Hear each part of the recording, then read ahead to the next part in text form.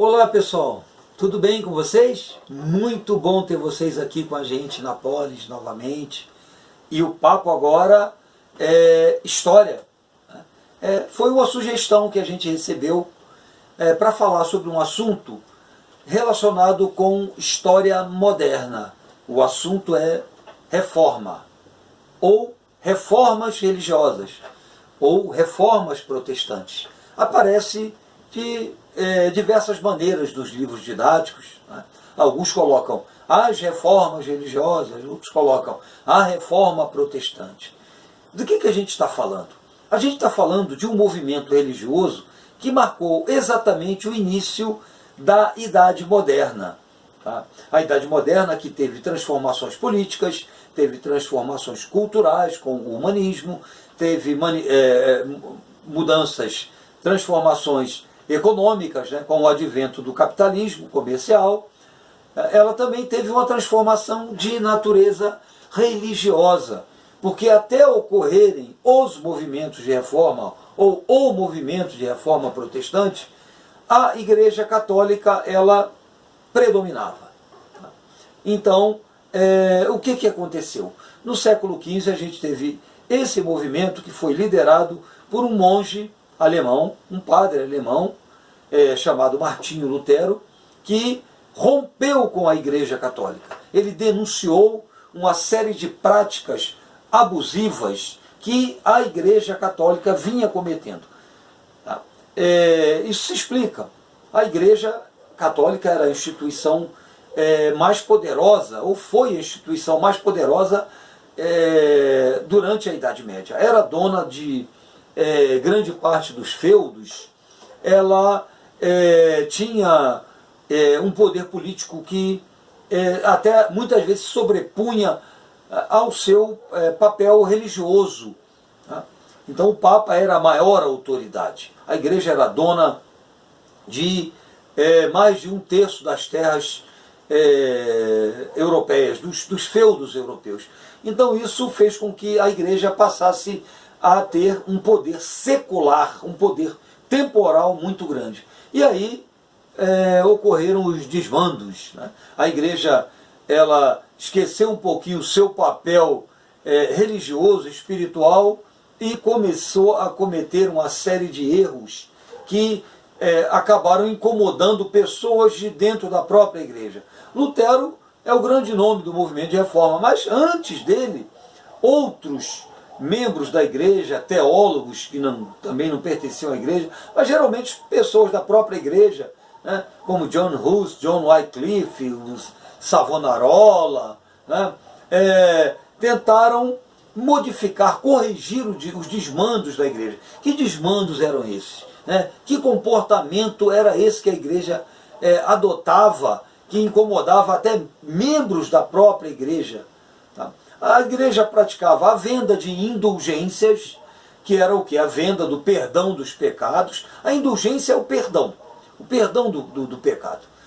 Então, era uma prática da Igreja, ela foi formalizada, oficializada, durante a construção da Basílica de São Pedro, em Roma.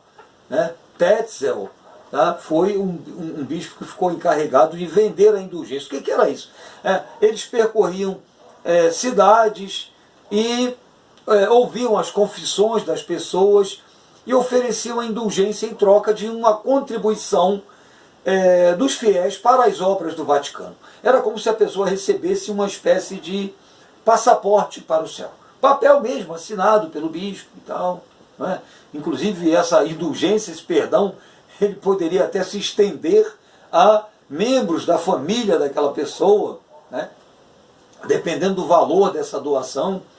Então, assim, isso era a coisa mais escandalosa que existia. Fora isso, havia a prática também da venda de relíquias sagradas. O que eram as relíquias sagradas? Eram objetos que a Igreja vendia, ou supostamente objetos sagrados. Coisas como pedaços da cruz de Cristo, feno da manjedoura,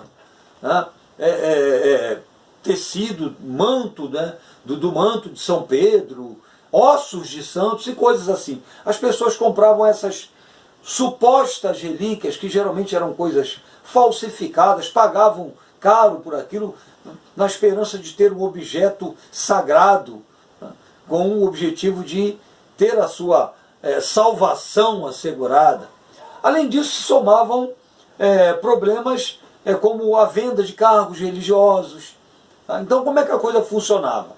Então, se a pessoa queria seguir a carreira religiosa, o jovem queria seguir a carreira religiosa, e ele era filho de um nobre, de uma pessoa abastada, aquela família comprava um cargo de bispo, de arcebispo, de cardeal e até de papa, né, para o seu filho. O pai comprava para o filho. Então isso era uma prática também escandalosa. Quer dizer, não havia formação, né, não haviam escolas, né, para a formação, seminários, como a gente chama hoje em dia, para a formação de religiosos. Então a coisa era muito complicada. Tá? A Bíblia não era acessível a todo mundo, nós não tínhamos a Bíblia como nós temos hoje, aquilo ficava em poder apenas da própria igreja, as instituições de educação eram ligadas à igreja, então as pessoas realmente ficavam reféns, não é? Da igreja. Tá? Então essas práticas elas existiam, fora o fato de existirem muitos religiosos que não respeitavam, né, seus votos de castidade. Por exemplo, o religioso ele tem que seguir, né, o voto de castidade. Então era comum o caso de bispos que tinham amantes, que tinham filhos bastardos. Então isso tudo era prática comum na igreja, por todo esse poder que ela tinha, pelo desconhecimento que as pessoas tinham das escrituras, aquilo tudo, né, era comum.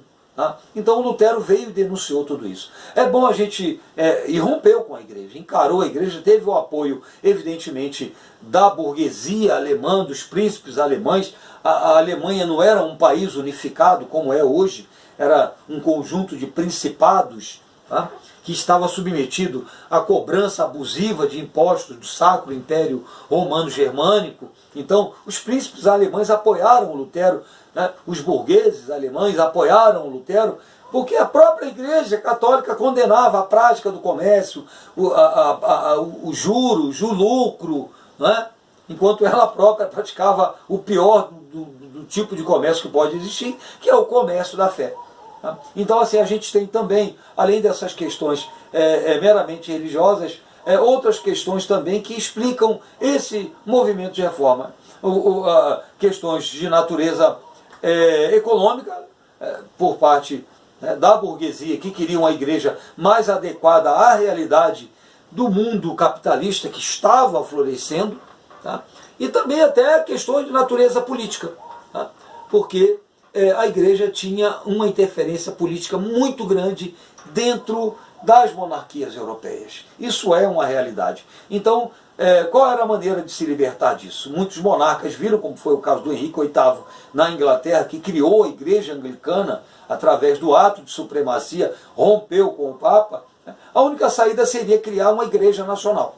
Tá? Então a gente tem assim, para explicar o movimento de reformas religiosas, fatores de natureza rigorosamente religiosa, venda de indulgências, venda de relíquias sagradas, de cargos religiosos.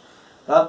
Temos questões de natureza econômica, o mundo vivia a realidade do capitalismo e a doutrina católica ela não se adequava à realidade do mundo capitalista. E, em terceiro lugar, explicações de natureza política. Tá? Já era muito incômoda, havia passado da hora, né, de acabar com essa interferência incômoda do Papa, do Vaticano, nas questões de política interna dos diversos países, das diversas monarquias europeias. Então o movimento de reforma foi isso. Ele resultou de fatores religiosos, tá? Fatores de natureza econômica e também de fatores de natureza política. Fica bem atento para isso, tá? Para esse conjunto de causas que explicam esse movimento que se expandiu, né, para outros países. Não ficou restrito à Alemanha, foi para a Suíça, foi para a Inglaterra, foi para a Holanda, enfim, tá? Se espalhou para diversos países onde exatamente a Inquisição tinha um papel tão forte. Tá ok? Então é isso aí. Foi isso que representou historicamente, o movimento de reformas religiosas, que marcou a transição da Idade Média para os tempos modernos, mas no campo rigorosamente religioso.